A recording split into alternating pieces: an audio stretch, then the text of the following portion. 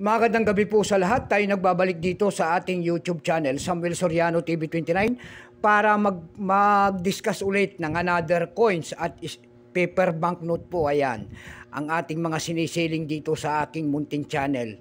Ayan, maraming salamat po sa ating mga subscriber dyan kung saan kayong panig ng mundo po. Keep safe po sa lahat and God bless. Ayan, maraming salamat po. Maraming salamat din po sa nanonood doon sa aking FB page, Samuel Soriano. Lahat po na nakapalo doon sa akin ay thank you so much. Lalo na yung mga nagsisend ng star dyan. Thank you so much. Yun naman po, hindi pa po nakapag-subscribe dito sa aking YouTube channel. Anyayaan ko lang sana kahit malaking tulong na po o bagay ang inyong gagawin. Tulad ng pagpindot ng ating subscribe button, like and share para ma-update ko kayo sa mga latest ko pang gagawin mga video po. Mayroon na naman tayong pag-uusapang banknote. Ayan. At ito po ay pera po. Ayan. Pera po ng Canada. Ayan. $5 po. Ayan. Pera po ng Canada. Isailing natin kung magkano na ang kanyang price. Year 2013 po ito. Baka mayroon kayong mga ganito mga bultuhan po ang ating mga bili sa mga ganito mga banknote.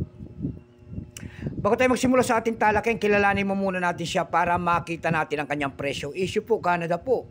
Period, Bank of Canada. Type, Standard Banknote. Years, 2013. Value nito, $5. Currency, dollar.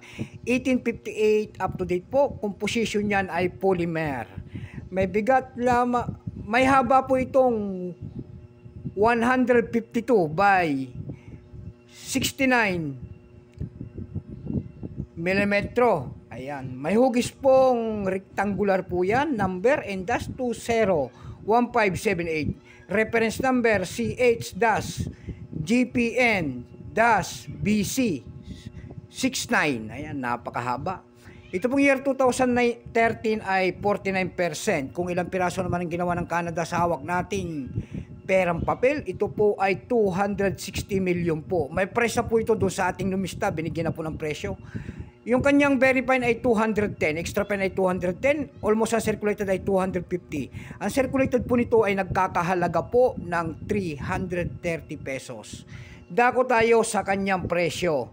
Doon lang tayo nakakita po ng presyo nito doon sa ating eb.com.